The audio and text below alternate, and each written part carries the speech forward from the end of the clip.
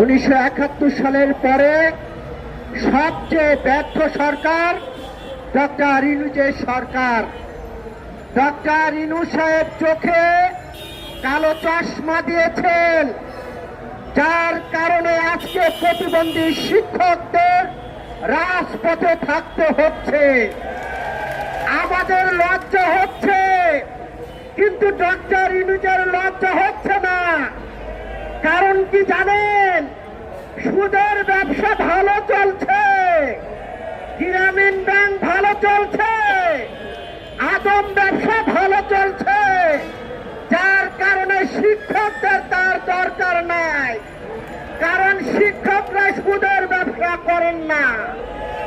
নতুন করে আমরা দেখলাম ডক্টর ইউনূস দেশের বন্দরকে বিদেশের হাতে তুলে দিচ্ছেন। কারণ কি জানেন? বিদেশি কোম্পানির কাছ থেকে শেষ সময়ে উনি ক্ষমতায় চলে যাবেন, কিন্তু পয়সা পাবেন, মাসেরও পয়সা পাবেন। ডক্টর ইউনূস পয়সা ছাড়া কিছু বোঝেন না।